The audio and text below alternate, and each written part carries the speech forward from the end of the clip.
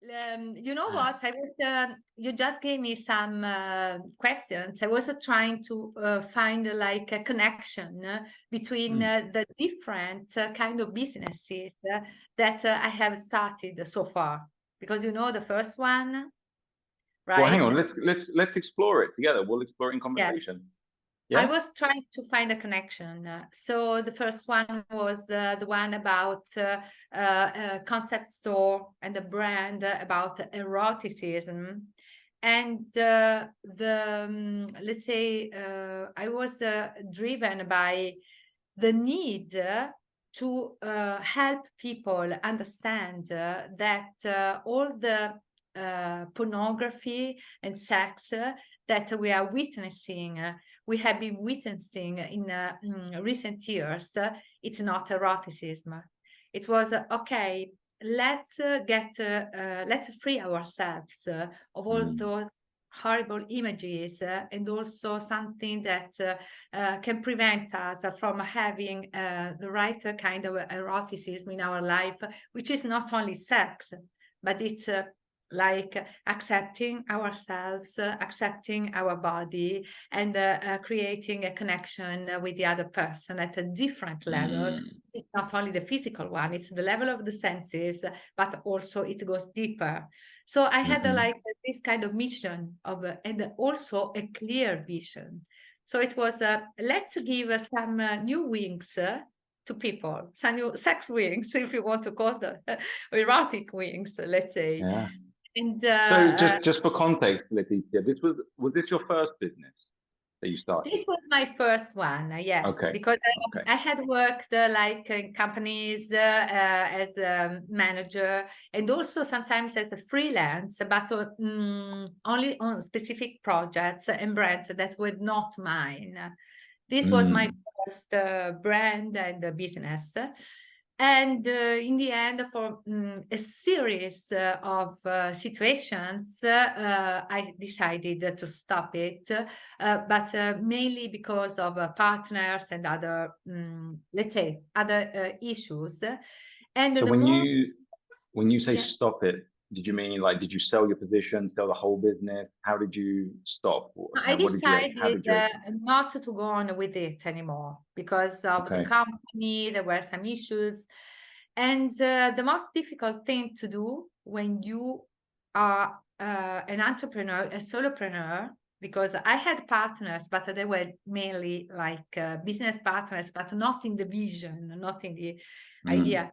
So the most difficult thing to do is when you have to decide that's over and also find the strength to start again with something else. Because when this happens, the real challenge is that you risk not to believe in yourself anymore. You risk Mm. starting, okay, it was my fault without analyzing the real causes. It takes some time, okay? Start judging. Mm. Yes, not self-judging. So it was a really, I tried to stick to it, to go on with it in a different way, but it took me some time to understand that the vision had gone and also the time had gone, the right time, to do that. Mm. Wow. So what did that I mean that's quite a realization, isn't it? That the right Yeah. time had gone, had passed. Like how did Yes. you come to that realization that it was no longer the right time for you?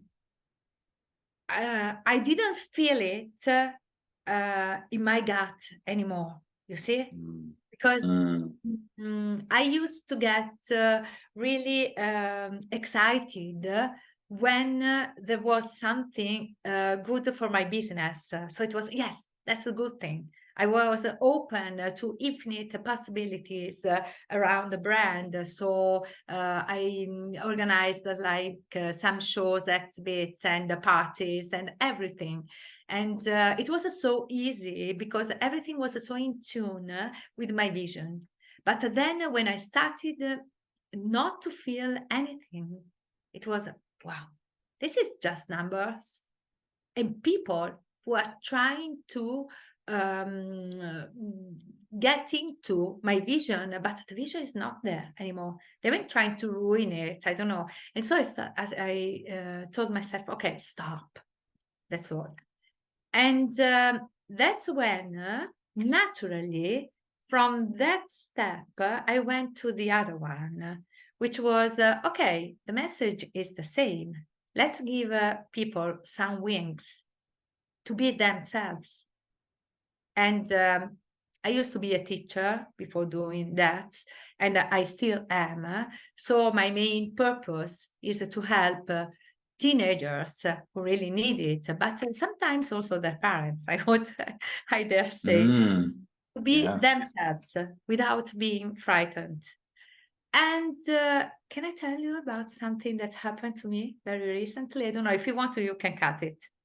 No, please. Yeah. So Share. I went to Naples to an amazing party of some old friends of mine from university.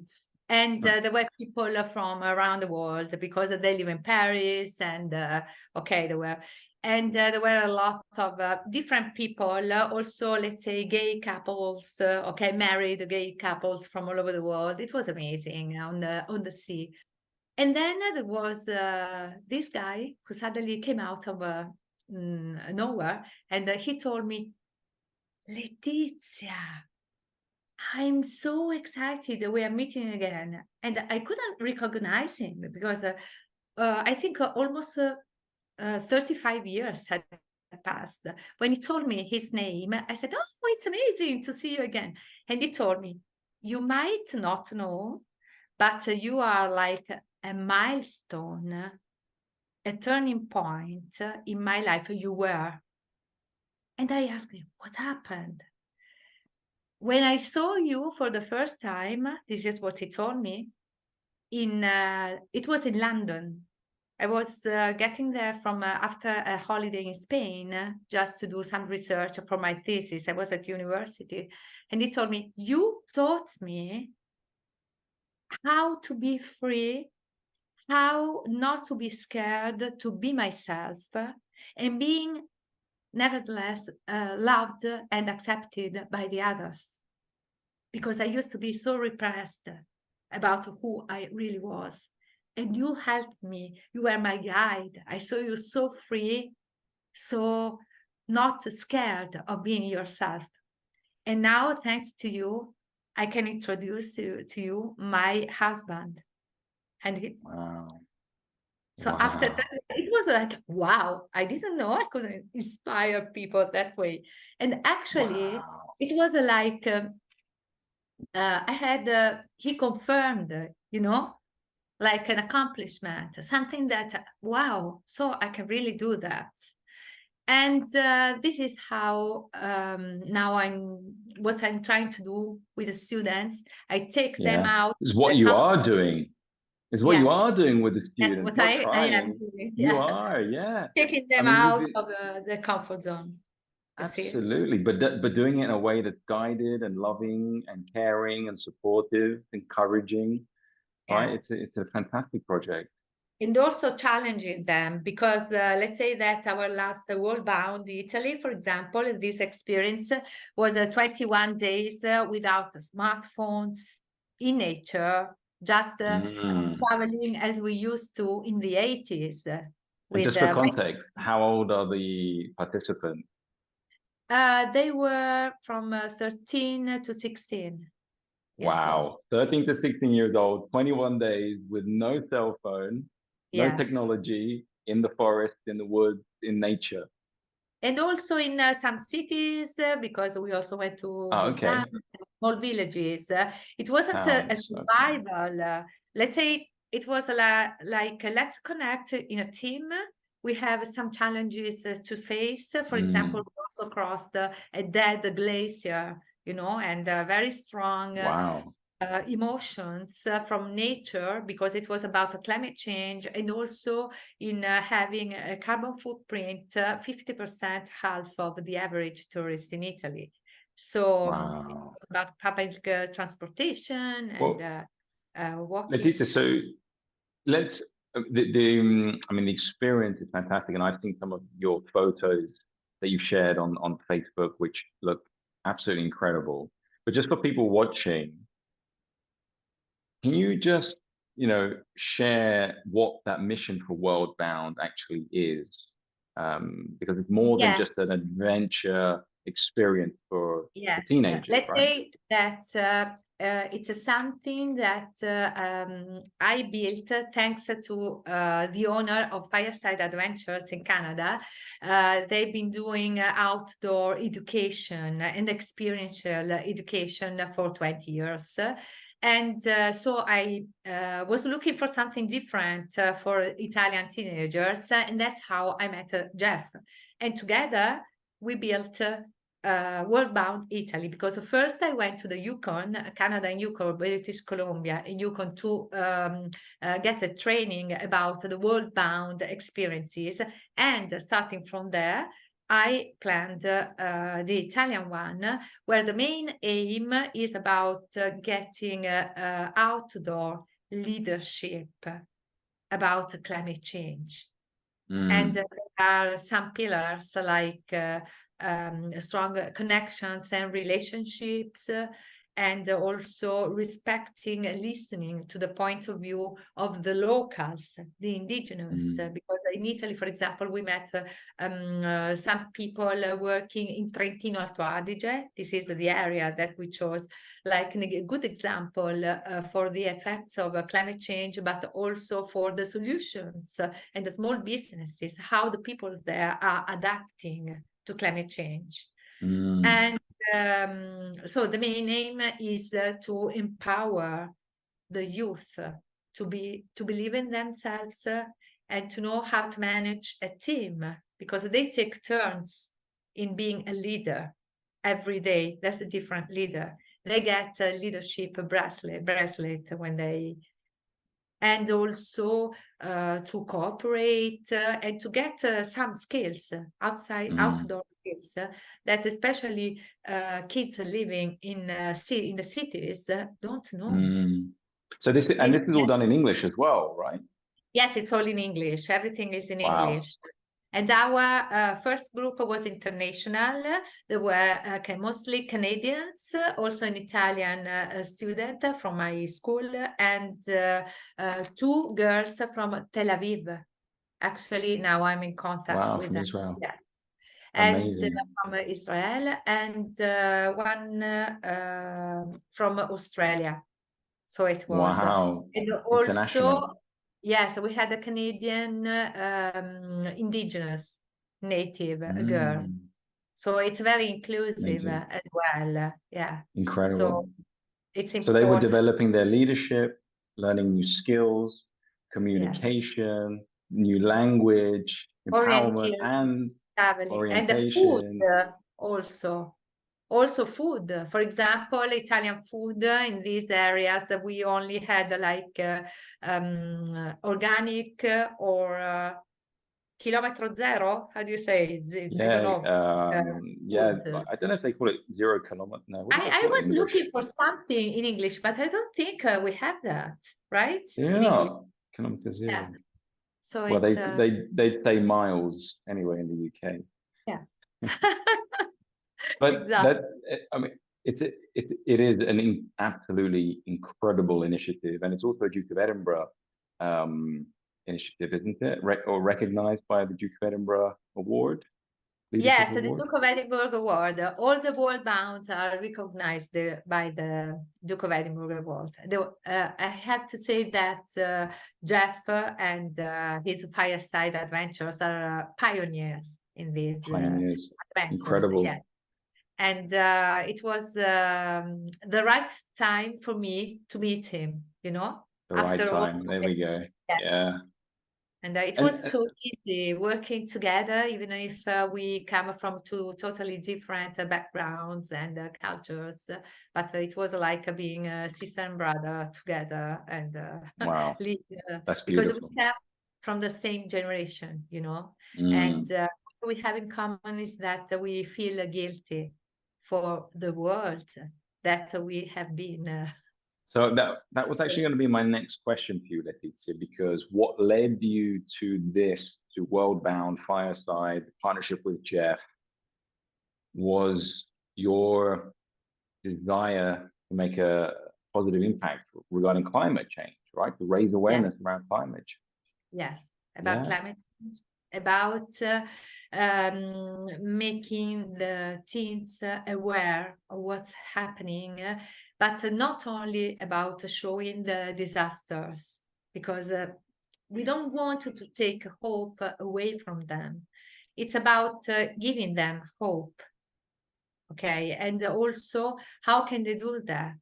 They can do that by getting in touch, really in touch with nature. So Mm, their body, first of all, because they are totally disconnected from their body. They are always on their smartphones, yeah. and feeling that things like, for example, rain are good. I mean, there were people dancing for rain, and now when it rains, it's raining. So these are people in the city, I and love they that. Say that again. There need are people that. that dance for rain, like a rain dance, Yes, right? There are people praying for rain. and we complain We about rain. complain about it. Yeah. So Wow. they had to change their perspective, This is what, but it's not, we need to, everybody, but as they are our future. And I think there's hope, because they can be really bright people if you help them acting, moving in the right context. You see, so experiential education is the way to go, I think. Mm, Let's stop with wow. all these classes, sitting classes for hours and a lot of theory. They need to do things to experience them firsthand, Yeah. Also Wow. to cook, for Yeah. example, cooking was for them an amazing experience. We used to go to buy groceries, to choose together, to pick what we needed, to cook together. And this was, for some of them, totally new. Wow. I was just going to say, we both know the power of education and how that creates change. But when you educate in a way that is hands-on, practical, inclusive, right? That is a Yeah, whole other level of learning, right? It's not even learning, it's an embodiment of these principles and of these practices, right? absolutely. Yes. So what are the next steps then? How do we reach more people to help more youngsters?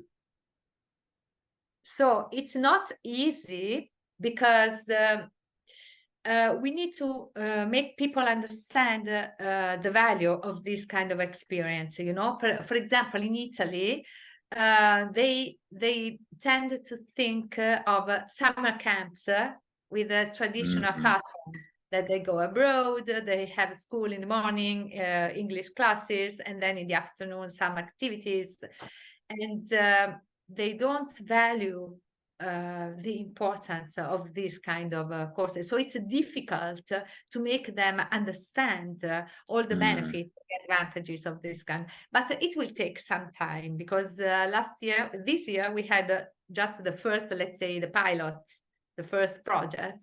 And then Hmm. next year, we're planning to have 2 in Italy. And Jeff is also doing World Bound Canada, and he had the World Bound Ecuador, and he's trying Wow. to spread it throughout the world, you The see. world. Yeah. Yeah, where it's possible.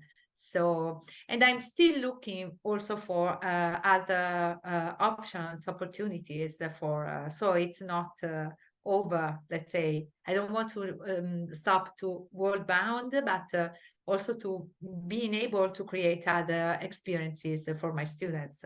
This is what I'm already What do doing. you mean? Tell us. Yeah. Be specific. What are you asking for? For example, also at school, that's what I'm doing. I'm asking them to do.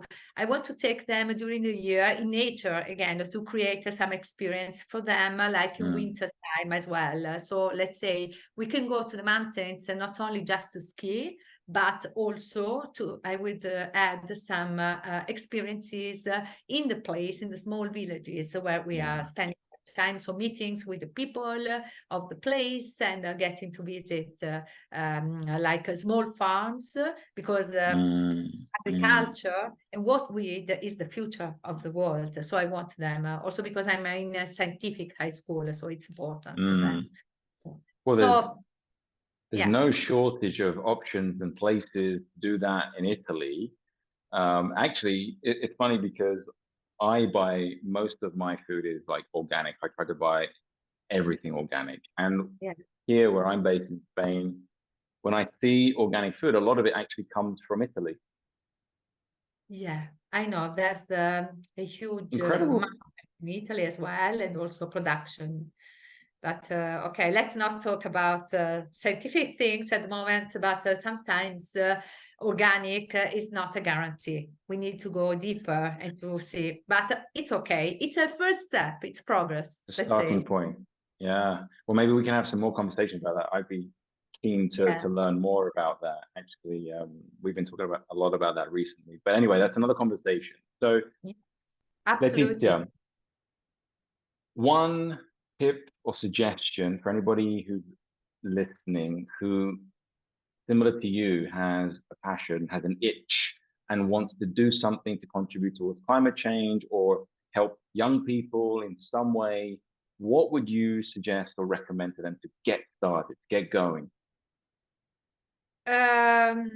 I think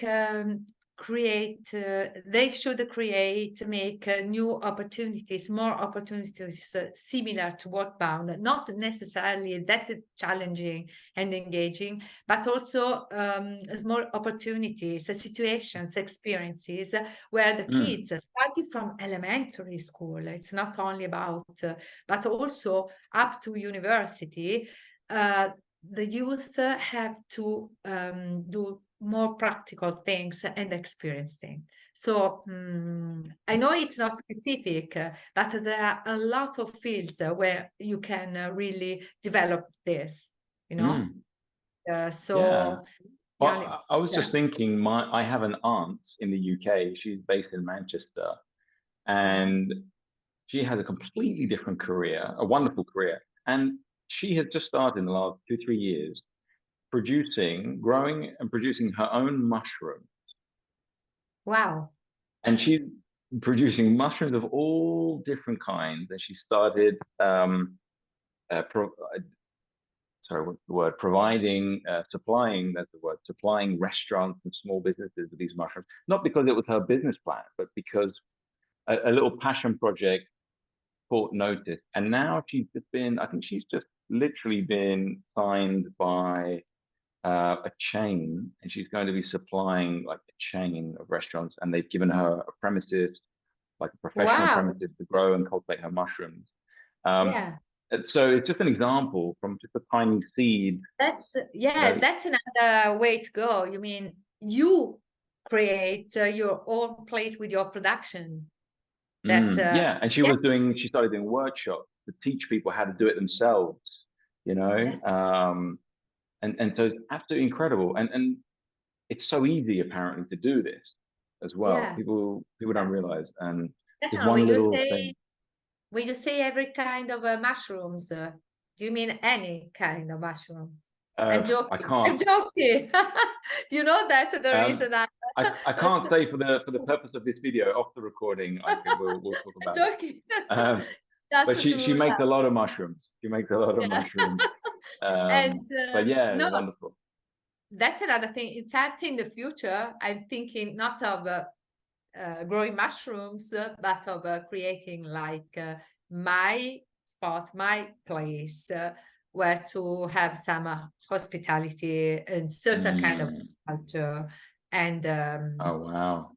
so going from being nomadic, how do you say, Yeah. to being to settle, but not to settle mentally, to settle like to find a place, okay, where to host people and Place to cultivate. Yeah. and have Cultivate a food, cultivate relationships, cultivate growth. yeah. Yeah, it's beautiful. Letizia, thank you so much for sharing your Thank wisdom, your you experience, your so much. It's journey. always a Thank you pleasure. to David behind you there as well. David. Will be He's or watching will over us. always be with us. Yeah, yeah, awesome. Thank you so much, Letizia. And Thank you. we look And forward see to you hearing soon. more about, yeah, about what happens next. All right.